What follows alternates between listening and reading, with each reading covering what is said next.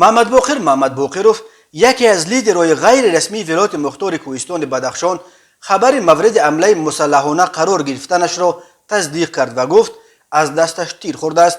باقر روز 4 مارس به رادیوی آزادی گفت هنگام حرکت به مرکز خوروغ در یکی از پاسگاه‌ها به سویش حمله صورت گرفته است. پسرم نیز در ماشین بود. تیر به دست راست من برخورد. استخوانم ضرر ندیده است. یک دکتر شناس جراحت را بست، گفت است او. باقر همچنین گفت بعد این حادثه مردم در نزد خانه‌اش جمع آمده بودند، ولی او از همه خواست که برای این دست به هیچ کاری نزنند، خودش حل میکند. این حمله در حال صورت گرفت که مقامات بیش از یک ماه باز از باقر طلب دارند که به تفتیشات حاضر شود. او در صحبت به آزادی تصدیق کرد که این طلب را رد کرده است. به من گفتند که تسلیم شوید، جریمه میکنیم و پول را هم خودمون میسپاریم.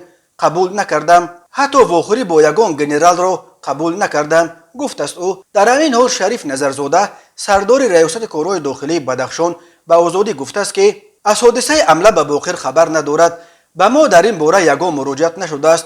گفته است گنرال نظرزاده که تازه چند روز پیش به حیث سردار میلیسیای ولایت از دوشنبه به ولایت مختار کوهستان بدخشان فرستاده شد. قبلا پمیر دیلی نیوز پایگاه خبری که حوادث بدخشان را پیگیری میکند با تکیه به منابع خود خبر داد که افراد لباس ملکی در تن صبح 4 مارس در نزدیکی بنای ریاست کمیته دولتی امنیت ملی در خوروغ کوشش کردند که پیش روی ماشین باقر را بگیرند. یک منبع این نشریه گفت این حادثه وقتی روی داد که محمد باقر و فرزندش را به درس به لیسه آقاخان که در نزدیکی بنای کمیته دولتی امنیت ملی جایگیر شده است میبرد.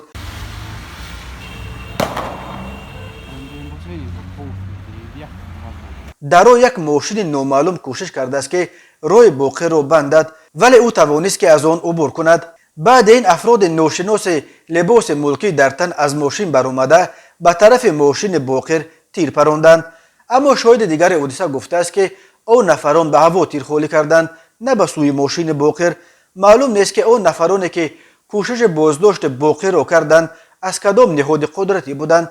مقامات رسمی تا کنون این حادثه را شرح ندادند. محمد باقروف یکی از لیدرهای غیر رسمی بدخشان از فرماندهان سابق اتحاد نیروهای مخالفین تاجیک است که بعد امضای سازشنامه صلح سال 1997 از حساب قوات سیفایزه مخالفین فرمانده یک قسم حربی نیروهای مرزبانی تعیین شد و صاحب رتبه پلکوونیک شد.